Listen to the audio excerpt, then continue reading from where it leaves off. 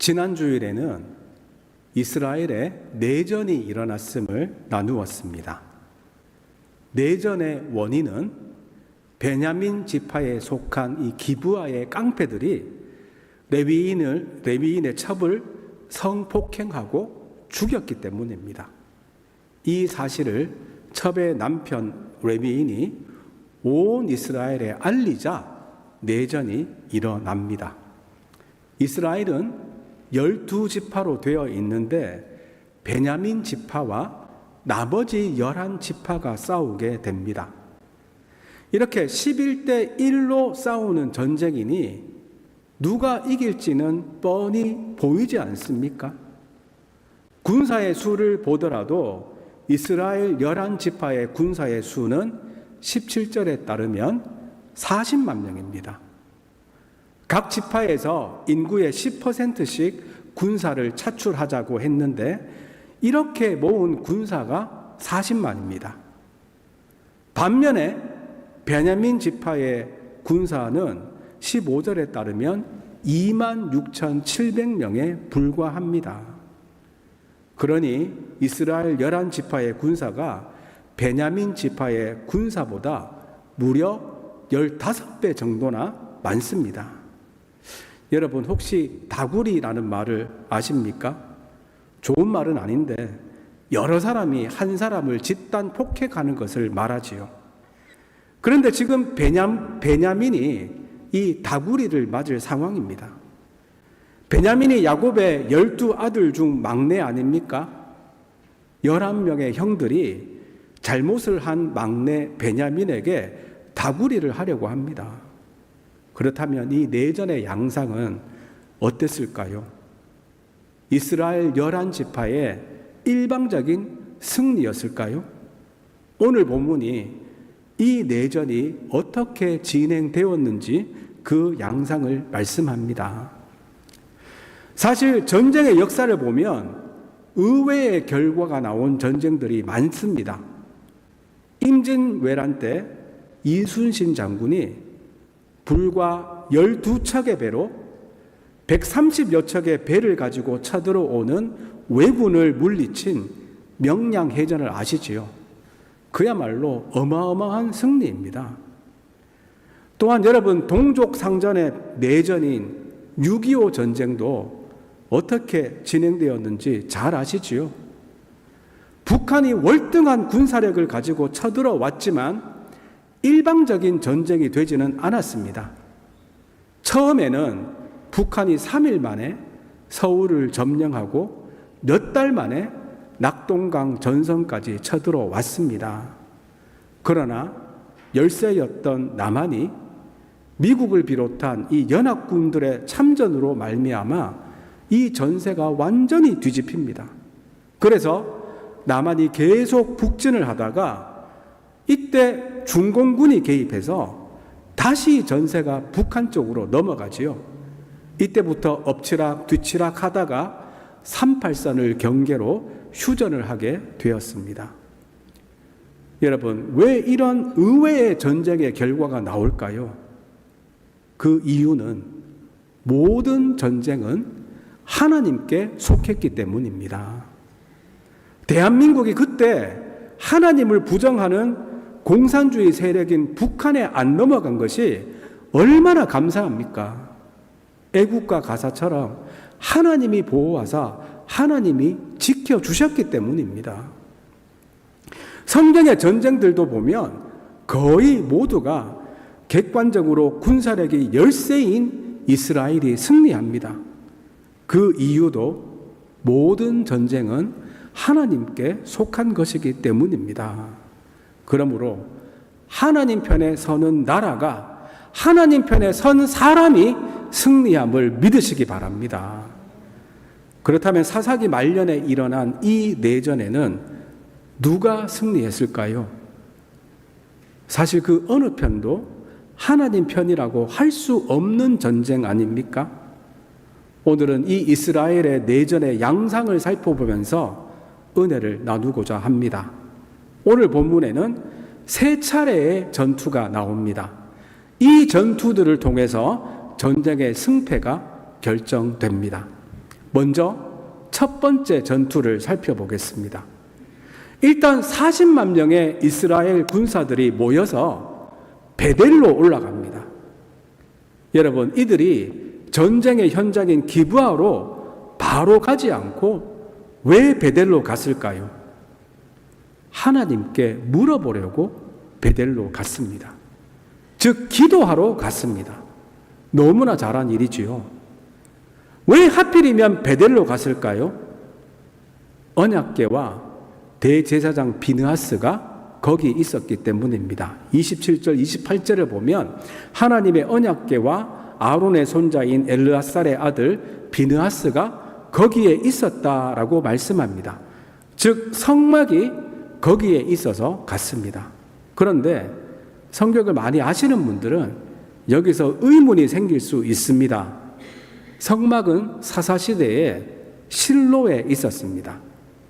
이스라엘 백성들이 요단강을 건너가서 가나안 땅에 처음 들어갔을 때에는 길갈에 처음으로 성막을 세웁니다. 거기서 첫 유월절을 지킵니다. 그러나 그 후로 성막은 실로에 오랫동안 머물게 됩니다. 한나가 사무엘을 낳기 위해 기도한 곳도 실로에 있는 성막입니다. 그렇다면 성막이 베델에 있다는 본문의 말씀과는 일치하지가 않지요. 이유가 있습니다. 베델이 이스라엘의 지명이기도 하지만 이 단어의 뜻이 하나님의 집입니다. 베이트가 집이고 엘이 하나님입니다. 그러니 베델은 지명이기도 하지만 하나님의 집이라는 뜻입니다. 그러므로 본문이 말하는 베델은 지명이 아니라 하나님의 집, 하나님이 거하는 성막을 말합니다. 그러니 이들은 베델이 아니라 실로에 있는 성막으로 간 것입니다. 이렇게 베냐민을 제외한 이스라엘 지파 군사들은 성막에 올라가서 기도하며 전쟁을 준비합니다. 여러분, 이들이 사사시대답지 않은 믿음의 모습을 보여주고 있지요. 그런데 그들의 기도의 내용을 보면 혹시나 했는데 역시나라며 실망할 수밖에 없습니다. 이들은 그저 형식적으로 하나님을 찾고 하나님께 묻고 있습니다. 이들이 하나님께 뭐라고 물어보는지 잘 보시기 바랍니다. 18절 상반절 말씀입니다. 시작. 이스라엘 자손이 일어나 베델에 올라가서 하나님께 여쭈어 이르되 우리 중에 누가 먼저 올라가서 베냐민 자손과 싸우리이까 하니, 이들이 물어보는 것은 우리가 싸워야 합니까가 아니라 누가 먼저 올라가 싸울까요? 입니다. 이 두 질문에는 큰 차이가 있습니다. 후자의 질문, 이들의 질문에는 이미 싸우기로 작정하고 하나님의 지시를 부분적으로 묻는 것입니다. 이렇게 이들은 전쟁을 할까요? 라고 묻는 것이 아니라 자기들이 먼저 가장 중요한 결정인 전쟁을 한다고 결정을 하고 난 후에 하나님께 물어봅니다. 제일 중요한 결정은 자기들이 하고 난 후에 세부적인 질문만 하나님께 묻습니다. 그러니 이들의 신앙은 형식적인 신앙일 뿐입니다. 하나님 앞에 나와 기도하고 예배하지만 자신의 뜻은 이미 정해놓고 하나님께 묻는 형식만 취하고 있습니다. 여러분, 우리들에게는 이런 모습이 없습니까? 하나님, 이 부분만큼은 제가 알아서 하겠습니다. 이것만큼은 하나님도 노타치입니다. 이러지는 않습니까? 그러나 하나님이 우리에게 원하시는 것은 우리의 일부가 아니라 우리의 전부임을 잊지 마시기 바랍니다. 인생의 전부가 아니라 인생의 작은 부분만 바뀌는 형식적인 신앙이 되지 않기를 바랍니다. 그런데 흥미로운 사실은 이 형식적인 물음, 이 가식적인 물음에 하나님이 응답하실까요? 안 하실까요? 응답하십니다. 18절 하반절입니다. 함께 봅니다. 시작. 여호와께서 말씀하시되 유다가 먼저 갈지니라 하시니라. 하나님은 이들의 질문에 대답하시면서 유다 지파를 선봉대에 세우라고 하십니다. 사실 이 장면은 사사기 1장 1절 2절과 아주 비슷합니다.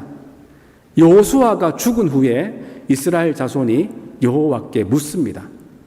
우리 가운데 누가 먼저 올라가서 가나안 족속과 싸울까요? 이렇게 묻자 이 질문에 하나님은 그때도 똑같이 유다가 먼저 올라가라고 하십니다. 그런데 지금은 이스라엘이 가나안 족속과 싸우기 위해 하나님의 뜻을 묻는 것이 아니라 동족과 싸우기 위해 하나님의 뜻을 묻습니다. 영적 추락을 거듭하던 이스라엘이 이 지경까지 이르게 된 것입니다. 이제는 가나안 족속이 아니라 자기 동족을 치면서 하나님께 묻습니다. 어쨌든 이 대답을 들은 이스라엘 11지파 군사들은 기브아에 나가서 베냐민과 싸웁니다. 그 결과는 베냐민이 이스라엘 사람 2만 2천 명을 엎드리면서 대승을 거둡니다. 40만 명의 군사와 2만여 명의 군사가 전쟁을 했는데 이 2만여 명의 베냐민 지파가 승리를 했습니다. 그리고 이 승리의 규모도 한번 보십시오. 베냐민 지파 군사가 26,700명인데 거의 자기 군대의 숫자와 같은 군사들을 무찌릅니다. 여러분 좀 이상하지 않습니까? 분명히 이들은 하나님의 응답을 받고 나갔는데 결과는 패배입니다. 이 이유에 대해서는 두 번째 전투에서 함께 설명드리겠습니다. 이렇게 첫 번째 전투에서 대패를 한 이스라엘은 여호와 앞에 날이 저물도록 울며 하나님께 다시 물어봅니다. 23절 말씀 함께 봅시다. 시작. 이스라엘 자손이 올라가 여호와 앞에서 저물도록 울며 여호와께 여쭈어 이르되 내가 다시 나아가서 내 형제 베냐민 자손과 싸우리이까 하니 여호와께서 말씀하시되 올라가서 치라 하시니라. 여러분 첫 번째 기도와는 확실히 다른 점이 여기서는 보이지요. 일단 통곡하며 여호와께 묻습니다. 뿐만 아니라 질문의 내용도 바뀌었습니다. 처음에는 전쟁한다는 것은 이미 결정을 해놓고 누가 먼저 갈 것인지를 물어봤지만 이제는 내 형제 베냐민 자손과 싸우리이까 라면서 전쟁 자체에 대해서 물어봅니다. 그러나 이 두 번째 기도에도 이들의 불신의 모습은 여전히 남아 있습니다. 일단 그들의 통곡은 패배에 대한 통곡이지 그들의 죄에 대한 통곡은 아닙니다. 아직까지 그들은 자신의 죄를 보지 못하고 회개할 마음은 전혀 없습니다. 그저 전쟁에서 진 것만 보며 울며 통곡합니다. 그리고 질문도 베냐민 자손과 싸울까요 말까요가 아니라 그냥 싸울까요 이렇게만 물어보죠. 그러니 베냐민 자손과 싸울 마음은 여전히 가지고 있으면서 하나님께 사인만 받으려고 합니다. 그러니 베냐민 자손과 다시 싸워야 하지 않겠습니까? 이런 뉘앙스입니다. 그래서 새 번역 성경은 우리가 다시 가서 우리의 동기 베냐민 자손과 싸워도 되겠습니까? 라고 번역합니다. 이 질문에 하나님은 이번에도 예스라고 응답하시면서 올라가서 치라고 하십니다.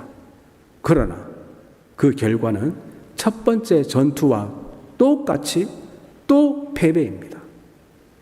2차 전투에서도 베냐민 지파가 이스라엘 자손 18,000명을 쓰러뜨리고 대승을 거둡니다. 1차 전투 때와 맞먹는 대승이지요. 이렇게 이스라엘 11지파의 군사 40만 명 중에 10분의 1인 4만 명이 죽었습니다. 여러분, 하나님의 응답을 듣고 나간 이스라엘이 왜 계속 패배했을까요? 하나님이 왜 그러실까요? 하나님이 가라고 해서 갔는데 왜 졌을까요? 하나님이 약속을 어긴 것입니까? 물론 아닙니다. 23절을 보면 올라가서 치라고는 말씀하셨지만 승리할 것이라는 약속은 주지 않으셨습니다. 첫 번째 질문에 대한 대답인 17절도 마찬가지입니다. 유다가 먼저 갈지니라고만 하셨지 승리를 약속하지는 않았습니다. 이렇게 패배할 전쟁임에도 불구하고 하나님은 이들을 왜 전쟁터로 보냈을까요? 그 이유는 첫 번째와 두 번째 전투에서는 이스라엘 백성들이 지는 것이 하나님의 뜻이기 때문입니다. 그렇습니다. 하나님은 성도들에게 승리만 주시는 것이 아니라 때로는 패배를 주십니다. 그리고 그 패배를 통해서 하나님의 뜻을 바로 알고 회개하기를 원하십니다. 사실 이 전쟁은, 이 내전은 어느 쪽도 의롭지 않은 싸움입니다.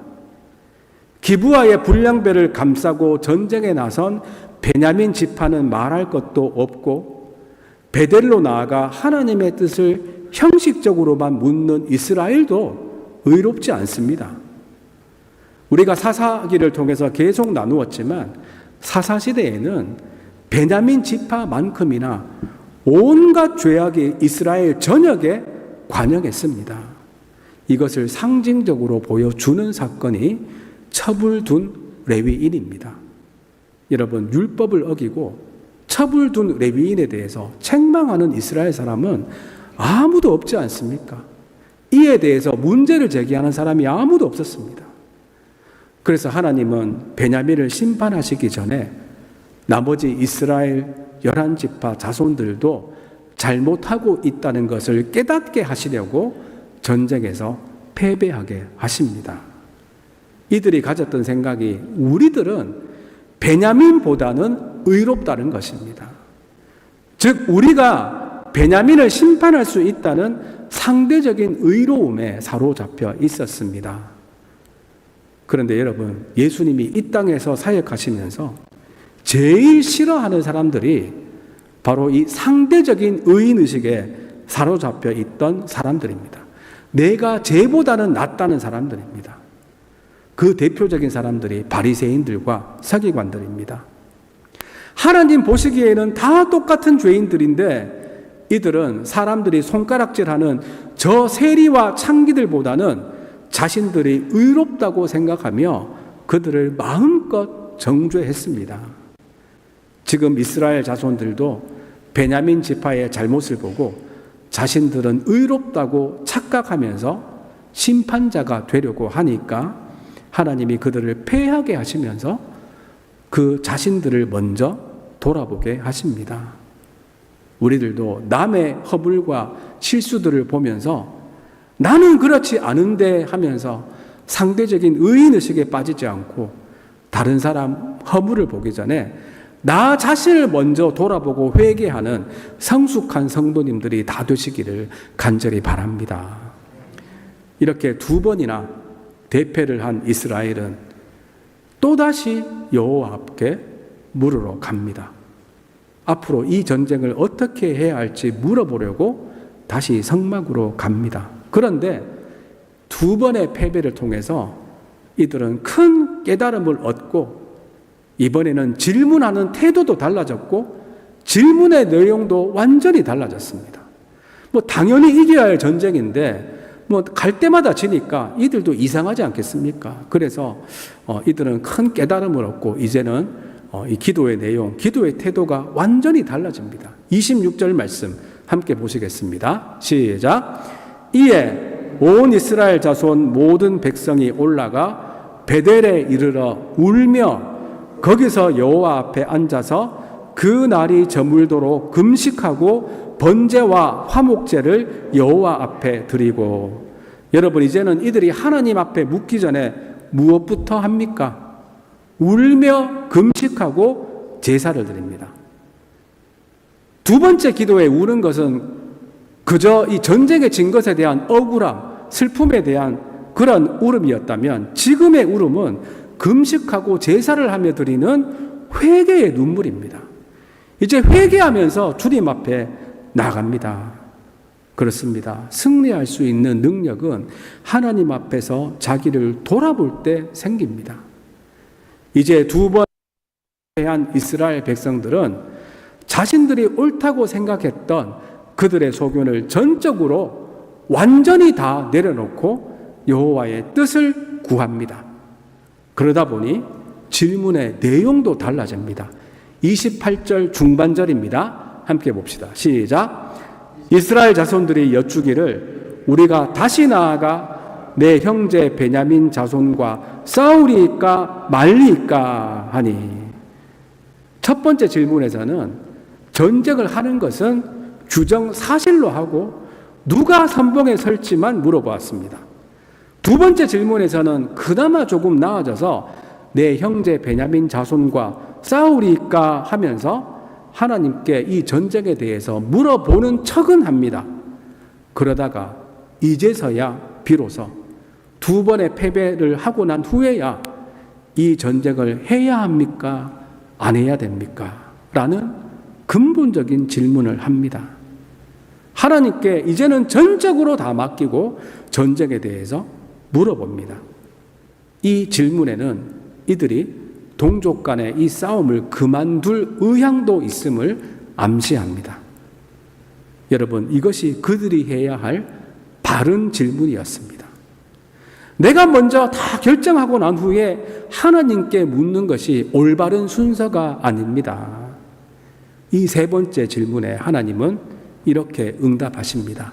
28절 하반절 말씀 함께 봅시다. 시작. 여호와께서 이르시되 올라가라. 내일은 내가 그를 내 손에 넘겨주리라 하시는지라. 바른 질문을 하니 바른 답이 나오지 않습니까? 여러분, 우리들도 바른 자세로 바른 질문을 하며 하나님께 묻고 기도해야 합니다. 바른 자세라 함은 우리들은 죄인이기 때문에 남을 지적하기보다 항상 우리 자신을 먼저 돌아보며 회개하며 기도해야 합니다. 그리고 바른 질문은 내가 이미 정한 답을 가지고 하나님께 묻고 기도하는 것이 아니라 하나님 앞에 하얀 순백의 도화지가 되어서 하는 질문입니다. 하나님의 뜻으로 우리 인생의 도화지를 다 채우겠다는 마음으로 하는 질문이 바른 질문입니다. 여러분, 질문을 하는 사람이 지혜로운 사람이라고 하지요. 그래서 미국 학교에서는 학생들에게 이런 말을 자주 합니다. The only stupid question is unasked question. 유일한 어리석은 질문은 묻지 않는 질문이다. 그러니 모르는 것이 있으면 조금도 부끄러워하지 말고 창피해하지 말고 무엇이든 물어보라는 뜻입니다. 그런데 사실은 묻지 않은 질문 말고도 나쁜 질문들이 있기는 합니다. 어떤 의도를 갖고 하는 질문입니다. 예수님이 이런 질문을 많이 받으셨죠. 바리새인들이 이런 질문으로 예수님을 공경에 처하게 하려고 했습니다. 그 대표적인 것이 바리새인들이 예수님에게 이런 질문을 합니다. 로마 황제 가이사에게 세금을 바치는 것이 옳습니까? 라고 묻습니다. 이는 몰라서 묻는 것이 아니라 예수님을 정치적 함정에 빠뜨리기 위함입니다. 로마 황제에게 바치라고 하면 유다 민족의 반역자가 되고 황제에게 바치라고 하면 로마 제국의 반역자가 되기 때문입니다. 이때 예수님이 하신 그 유명한 대답이 가이사의 것은 가이사에게로, 하나님의 것은 하나님에게로입니다. 예수님은 그들의 함정도 피하고 핵심 진리를 가르치시는 지혜로운 대답을 하셨습니다. 그러나 이 바리새인들의 질문은 결코 좋은 질문도 아니고 또 바른 질문도 아니었습니다. 이렇게 의도를 갖고 미리 정해진 답을 갖고 묻는 것은 바른 질문이 아닙니다. 이스라엘 백성들도 자신의 답을 미리 갖고 하나님께 물었기에 바른 답을 들을 수가 없었습니다. 그러나 이들은 두 번의 실패 후에서야 바른 질문을 하고 바른 답을 얻고 이제 하나님이 주신 승리의 약속을 믿고 세 번째 전투에 나서게 됩니다. 이제서야 베냐민 지파의 죄악을 징계하는 하나님의 도구로 그들은 사용됩니다. 이때 이스라엘이 펼쳤던 작전은 매복 작전입니다. 소수의 군대를 전쟁터에 내보내고 이들이 일부러 지는 척하고 도망갑니다. 두 번이나 절대적인 열세인 군사력을 가지고 승리한 베냐민 군사들이 이때 얼마나 사기가 충천해 있었겠습니까? 불과 2만여 명의 군사로 40만 대군을 연이어서 이겼으니 이 전쟁도 우리가 당연히 이기겠다는 마음으로 막 뛰어나갔습니다. 베냐민 군사들이 도망가는 이스라엘 군사들을 추격하기 위해서 그들의 성읍인 기브아 성읍을 비우고 쫓아갑니다. 이때 숨어있던 이스라엘 군사 10,000명이 이 빈 기브아 성읍을 차지하면서 승기를 잡게 됩니다.